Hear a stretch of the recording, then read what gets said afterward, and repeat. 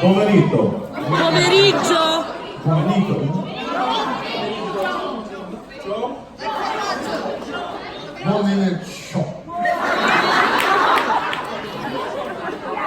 Bon afternoon. Everything is bon. No, buon. Buon? Everything is buon. Buon camera.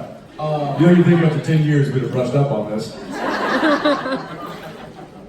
No. I don't think either of us thought we'd ever have the opportunity to be here for 10 years in a row. Look, we can't still speak English correct. What? Goodly. We don't speak English goodly. We're really grateful to be here. I think he and I have had a couple of crazy days. We finished shooting season 14 on March 26th and have sort of been in dad and husband modes for the last month and a half. And so then 2 days ago, or 1 day ago, 2 days ago, whatever time change in New York, it all came, I don't want to say crashing down, it all became very obvious again that we're all gonna be saying, I don't want to say sayonara, see you later. See you later is better than goodbye. Arrivederci. Do you even know what that means? You're just saying it. How do you say, como se dice, see you again? Arrivederci. Arrivederci.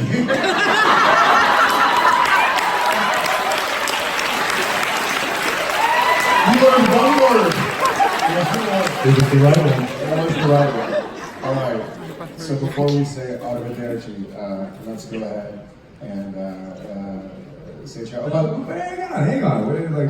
We still have a whole other year of delivering you guys the story of these two brothers. And pizza.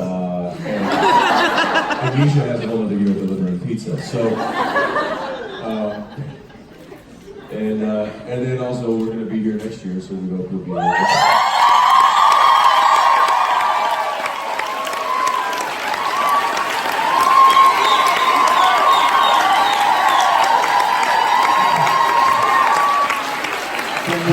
Because we're going to come here on vacation. So we'll have to run into some of you while we're walking around. Unless Daniela wants to change that, I don't know. But we'll figure that out, I'm sure, tomorrow. It usually takes a couple of days of buttering her up. So let us... Ceviche buttering her up. Arrivederci. Ciao.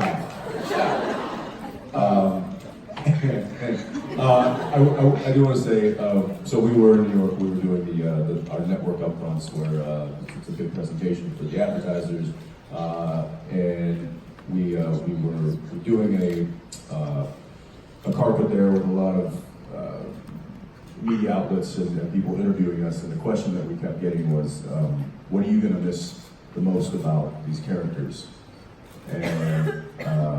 And I think Jared really said it best when he said that we're not going to miss these characters because they're part of us forever. And so I think with your help, we will keep these guys alive forever. And that's kind of cool.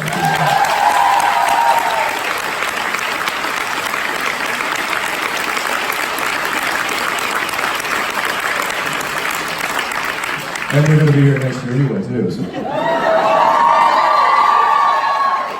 On a side note, somebody said, one of the journalists asked, what question will you miss the most? And I think the answer was, so how many more years is this show going to go? Gives me back. All right, well, let's have a good weekend. Let's start out on my side, strong side. How are you? Take it easy. Take it easy. Hi. Hi. Welcome and thank you for being back with me here and for everything in general. Yeah, you know. One person. Woo! Yeah! Too soon? Not right? Okay. So my question is regarding what comes after Supernatural for you, that you get time to do some different jobs and tasks to take on. Sorry, this is... Great question. Yes, it's coming. I was not expecting to be first voice to the other side. Never mind. Okay. in terms of more to your more directing job, maybe perhaps a little bit more Jensen, but I could kind of see you getting into as well. What genre would you? No. Never say never. What genre? Do you I said no, not never. Como se dice never? Ai! What genre of movie would you think would be more interesting to direct, and why? Would be more interesting than the genre that we're in, than a sci-fi. Yeah. I think comedy's the hardest, in my opinion. Just because it's comedy is a very difficult thing to do. I think I don't know that I would want to get into that or ever attempt that, because it's very difficult, and it takes a really specific talent and eye for that kind of stuff. It also feels like that's in a situation where the actors are trying to not prank other actors. It feels like I watch outtakes to like Anchorman and Eastbound and Down, and it seems like sometimes the funniest things that happen, Step Brothers, we watch outtakes all the time. It seems like comedy would be so difficult because even if you have two amazing comedic actors, they might make each other laugh, and so then you try and recreate it. It feels like comedy, in my opinion, not having been a director or having been in anything comedic. From zero experience here in either directing or doing comedies, it feels like that would be the most the hardest mountain to climb, because you have to almost catch. I think it's probably Misha. It's almost like you have to catch an accident. You have to catch this moment and hope that it was in focus. The lines were correct, that they were on their mark, they were in their light. I feel comfortable. I've never directed, obviously, but I think I would feel more comfortable directing sci-fi, if you would call our show sci-fi, than I would comedy, because at least there's a bit more formula. I guess outside of comedy, outside of sci-fi, I would probably be most interested in doing like action adventure type of stuff. What's that? Lobwa is what I heard. Yeah. Wrong. Batman? No, that's Batman. Batman? Right, Batman. That's he's a robot. Batman. Batman. By the way, whoever just said Batman probably speaks 7 languages. We barely speak English. So, I don't know. It's people I've gotten that question. What do you want to do? What's on your list of things to go after? And for me, I've never been that kind of. This is exactly where I want to be. This is what I want to do. This is who I want to work with. I just kind of see where the wind takes me, and I'm excited to see where that is. So, thank you. Thank you.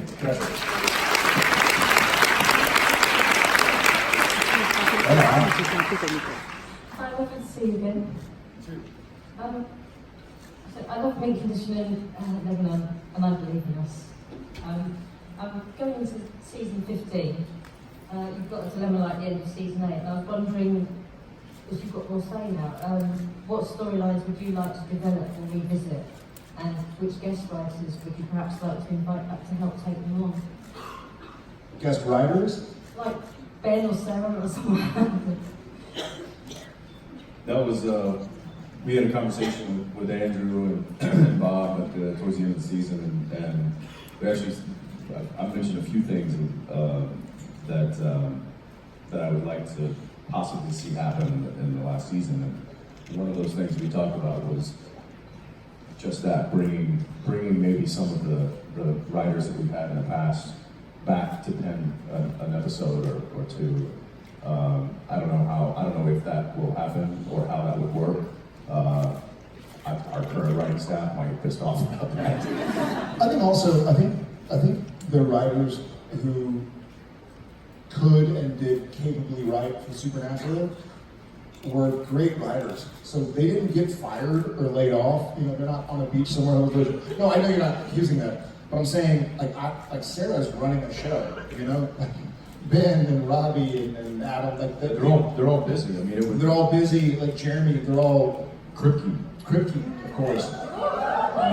Who's that? Yeah, but they are all very busy, but they are all a part of this family, and you know, just because they're not currently employed with the show and aren't working with us, they were a vital part of it, and that was one thing that I would love to see in this final season is bringing people back that have helped us get to where we are today, whether that's writers, directors, characters, the actors that play those characters, and I think we're teed up to do some of that. It's really just going to be a logistical thing, like whether or not they're available, whether they can come and do that, if they're it's, you know, if they want to do it.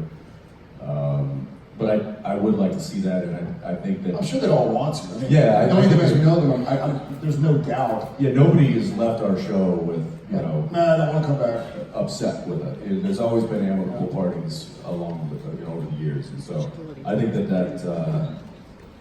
because of that could lead to people coming back and being a part of the last season, and I hope they would, because I think that would just add maybe or at least, you know, story vibe. Sometimes they do that, like, you know, if Jared has an idea, what about what? Crowley? He's not a writer.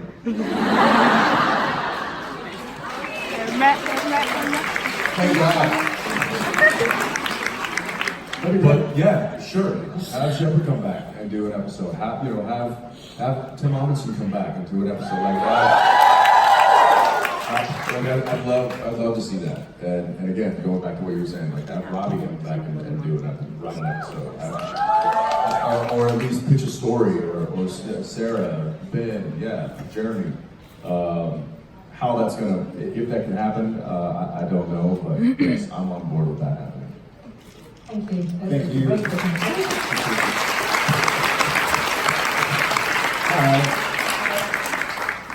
So you both shared how you like Supernatural to end, but how would 17 want it to end? And also nobody touched that thing behind you just yet, just saying. The hand, what's it called? Is this Veritas? Boca de Veritas or something? Boca de Veritas? Alright, I'm gonna do it. Freaking smoke and the music, I wouldn't touch that thing, man. I enjoy Misha's company. It bit me. What did I do? It was just shooting stuff out of its mouth.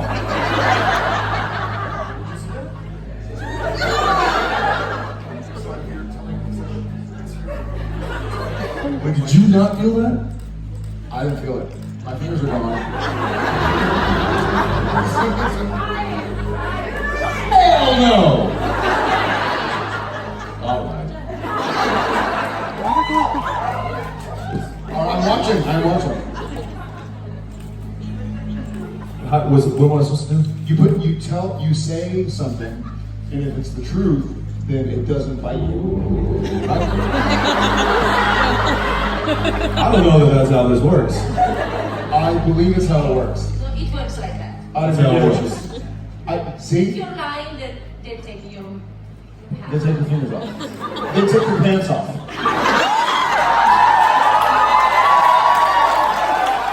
It's Roman. It's Italian. Very sexy.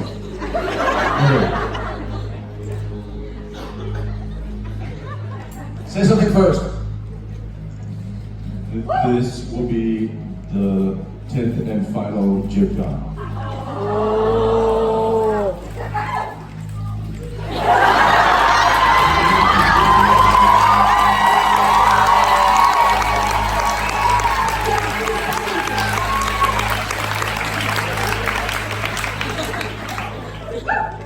The mouth has That is some old saliva. Was it Misha?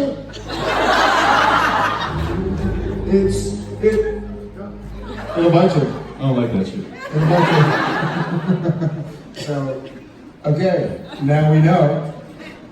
Thanks for that. What's it called? No, what was it? You almost got it. Boca de Libertad. Sí.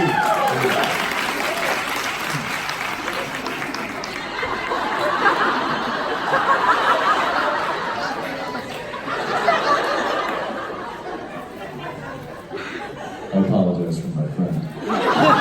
Yes, I'm fine. What was the first question? How would 71 supernatural turn?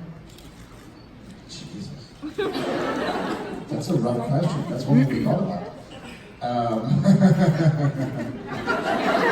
I'm sorry. Our view is very different than your view. You see?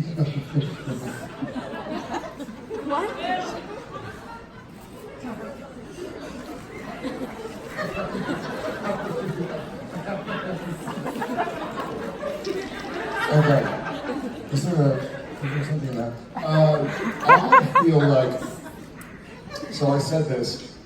I'll repeat it because I said it in New York 2 days ago. Time change. I don't want season 15 to.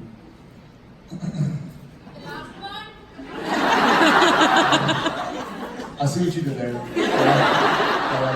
I don't want to have the characters know that it's. I don't even say winding down, but I don't feel like their attitudes should change. They've always done whatever they could, whatever they feel like it would take to keep the fight going. So God forbid these stories lend themselves to almost showing the audience and showing the other characters like, oh, we know we're going to be gone in 20 episodes. Not that I know that we're going to be gone in 20 episodes. I don't know if we die. I hope we die, but I don't know if we die. Someone just like, is there a giant snake in the room? Slytherin? I'm gonna jump in. I think, my opinion, that the brothers would, for this to wrap up, I think that their idea or their ideal kind of scenario would be for all those that were in heaven go back to heaven, all those that were in hell, they go back to hell, all of the demon and heaven and hell and angel, all that stuff kind of goes back to status quo, and it goes back to like season 1 when it was just monsters, just having the fight. Those things that open up in the house, and then no Nisha.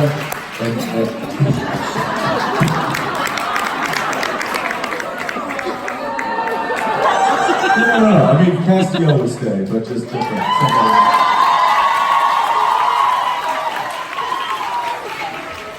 Just not Nisha. No, and then I think it'd be cool, like, and then they can then kind of teach their knowledge to maybe a younger generation of hunters.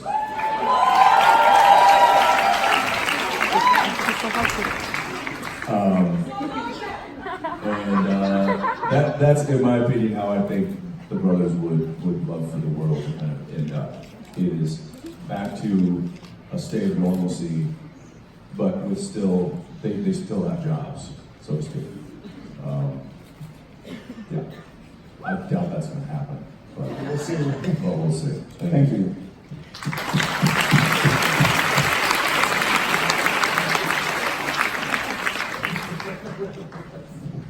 I'm sorry. There's a very interesting balloon animals up here. Action. Yeah. Hi. Yeah. Wait. Oh, hi. Sorry, very bright. Hi. Okay, first of all, thank you for 14 Thank you, Ben.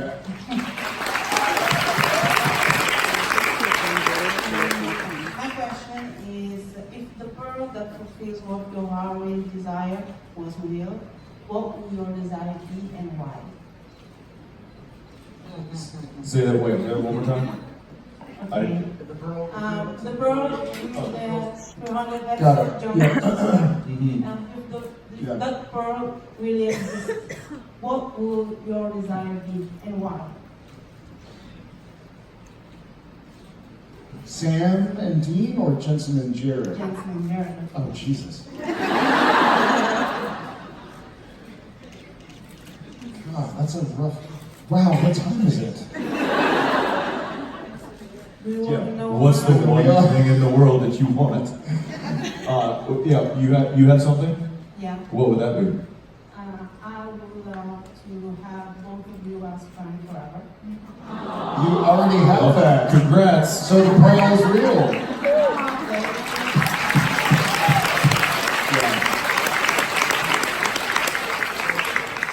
Yeah, of course. Ditto or vice versa, or whatever the best way to say it in your native language is. I feel like, I say this often with friends, I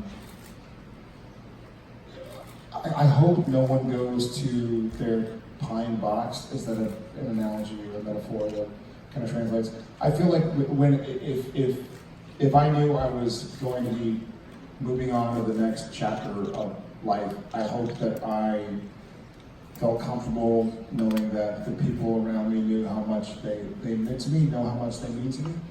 And I hope that the same for them. So I hope that, like, part of what we're doing here, you know, we both have families that we were born into.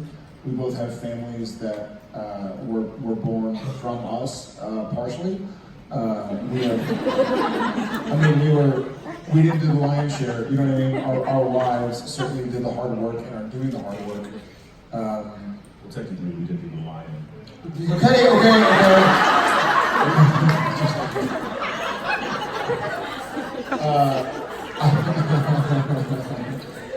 I hope people around me know how much I appreciate them. I guess is what it boils down to. I would wish for everyone to understand and experience what true happiness is, and I think that if everyone was able to do that, I think we'd cure a lot of the problems in this world.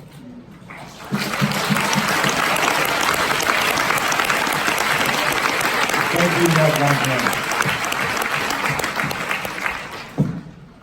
Hi. How are you? Blown. How are you? ¿Qué tal? No, ¿qué tal en Spanish? ¿Qué hora es? Out of New Jersey? So in a different mood. I have two cats at home and I obviously miss them very much, so I was wondering, do you have any funny pet stories? Yep. You guys hear that? Yes. Who's that? There's a hot mic somewhere. Okay. Talk. Continue. So I was asking, do you have any funny pet stories? Pet stories? Dogs? Dogs. Cats? I'd say cats, but we're not real cat guys. You start. Well, I've only got one dog now. So I had to, our big one we actually gave to my brother-in-law, Gino. So he's still in the family, but he's with Gino. So still got little Icarus, who is 13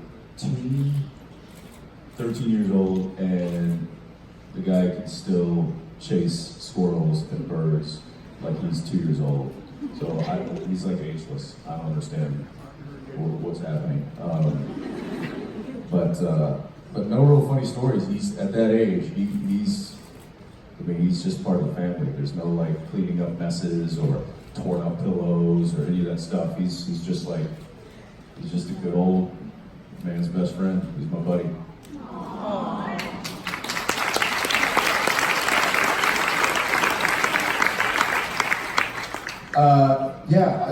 So I think, without getting gross, You got a new one. I have a new pup. I have a new January 20th. We have a dog named Coda. He's a little German Shepherd, and he's a good dog. We said bye to our almost 16-year-old German Shepherd 5 days before Coda was born. So one door closes, another opens, I feel like my funny stories involving animals always involve me using them as an excuse for why it might smell a little bit in the room. The dog, the puppy, he's farting. I promise it was him. I don't know about funny stories. It's kind of it's a fun little. I don't know. Do you? It seems like you might have a funny story about an animal. I have a lot, but What do you mean funny? what? What do you mean funny? I don't know. My cat is 7 months old, and she thinks my husband's finger is her mom. So she always tries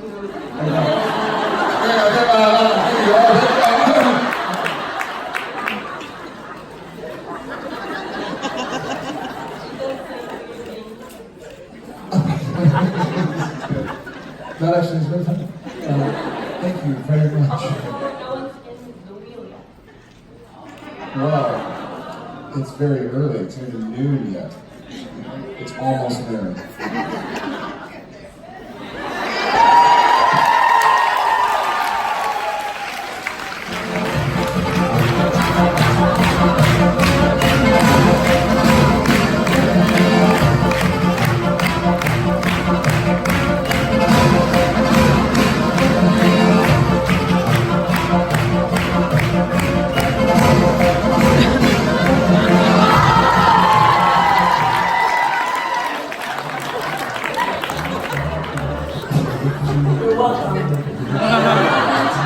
We have something special for you to drink. Hey, look, we got apple juice. We have something special for you to drink. We have something special. Oh, Not.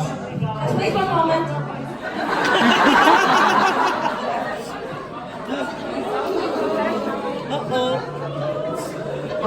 Thanks a lot.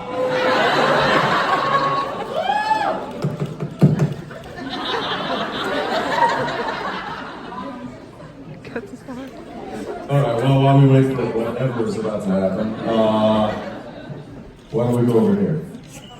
Hi guys, my name is Alice, I'm from Ukraine, and first of all I want to tell you that it's really cool to see you again here, so thank you for being here. Thank you. We know that you're a great man, yes, and you...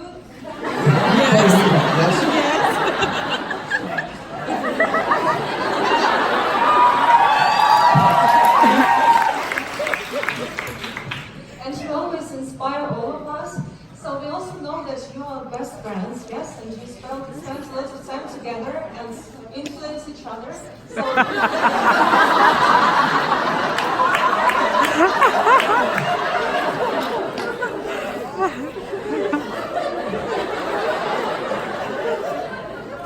Continue. I was wondering, have you learned something from each other? Upset.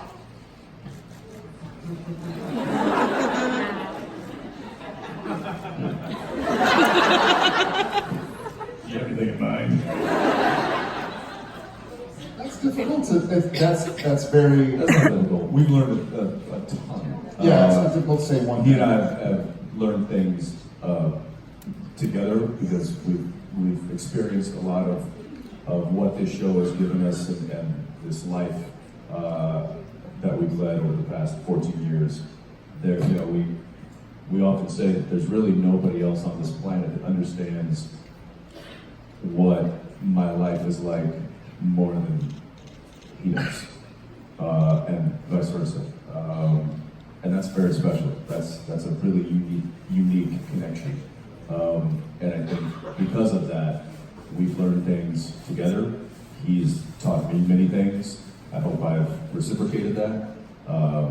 And so yeah, I think, you know, it's like asking your best friend, like, you know, have you learned anything from each other? You know, of course. I agreed. I will say, yeah, the things that I've learned from him, alongside him, beside him, whatever, are numerous. But one specific thing that I've learned that is crucial right now is how to pack your button-down shirts. I'm not lying. Don't try and say how to pack your button-down shirts. How to pack without getting them wrinkled. And here's how you do it. So pretend this is a shirt.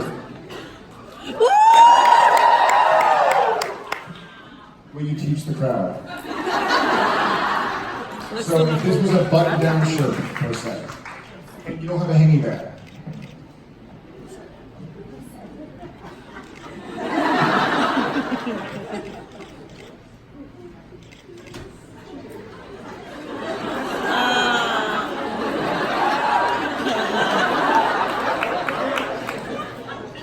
but then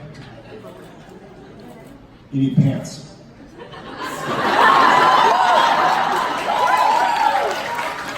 Then you take your pants, you roll those up nice and tight. You fold them vertically? Fold them, yep. Fold them like that. Roll them up. Put the rolled up pants at the bottom of the shirt, like this.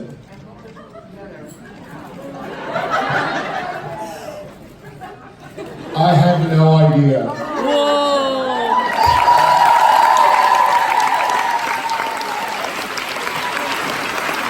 For years and years and years, he didn't let me in on the secret, so he'd talk shit. He'd be like, hey, nice bags. What are you taking, your whole house? And I'm like, I don't want clothes to get folded when I don't have time to steam. I don't know how to iron or steam. And so finally he's like, all right, I'm just messing with you. Here you go. Here's what you pack into a small suitcase and not get all... I had another close friend of mine ask me the same thing. He's like, hey, what's that thing you were telling me about the bowling, the shirts, and that they don't wrinkle, and you just take them out and boom. And I was like, and so I tried to explain to him over the phone. And I ended up doing an instructional video for him. And I thought I was going to have to get the same name for him, but he got it. I asked you for it. I know.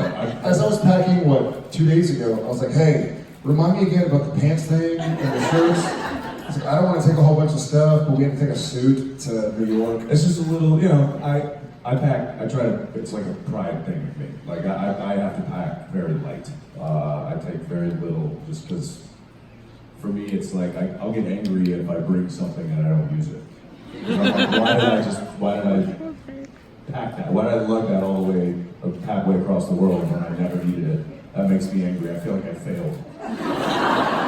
So everything that I have has a purpose, and usually multi-purpose. And so I've just found a way over the years to just pack very meticulous. The worst is when I go through security and they're just start taking things out of I mean, it's just like steam out of everything. Because I know it took me a while to get it's like a Jenga, it's like a puzzle. It's like putting everything in the perfect places. But anyway, that's I taught him how to fold his laundry. Yes, thank you. Yeah, thank you. Apparently we got a box. Well, I mean, look, I spun the wheel. And when you spin the wheel, what the...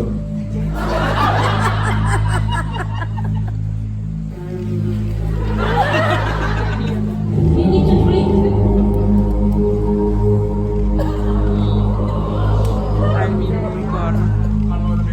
What is this, like unicorn blood? What is this? Wine. What? Don't you recognize wine? You mean it's pink lemonade? Pink wine. Unicorn wine. Well, I can't do this. I gotta. How do you open it?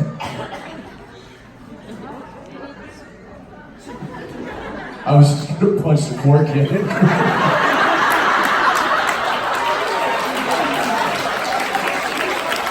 See, down in Texas, we don't need no wine over there. We just rip that foil off, punch that cork into the bottle, and yeah!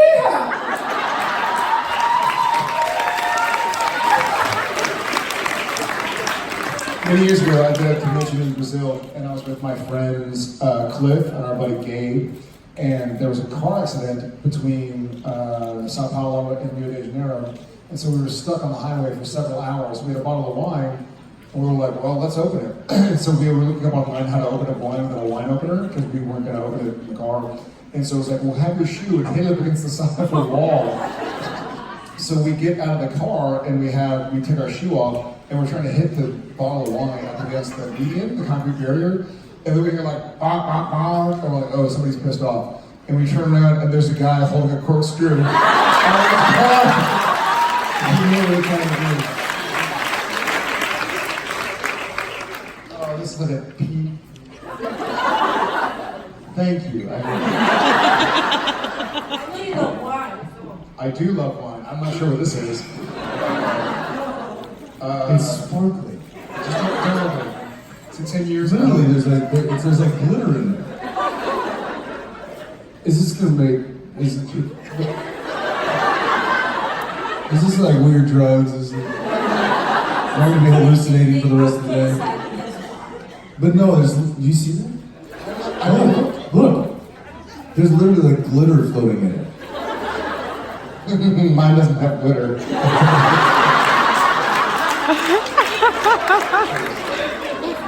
Salute. Salute, say it. Chin chin.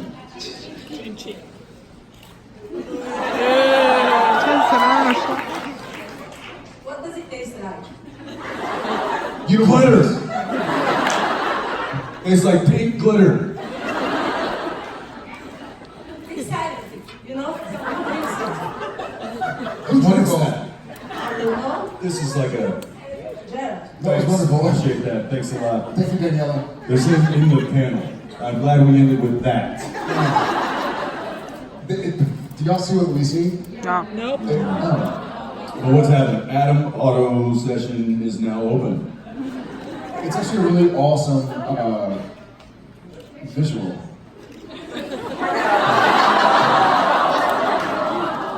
That's it. In the panel. That's right. All right, I'm gonna go brush my teeth. Sorry, we got Andy with glittery unicorn pink drink. But maybe there'll be some left for all of you later. Again, thanks. We love coming here and seeing you guys. Thanks for hanging out with us. We will see you all in a little bit.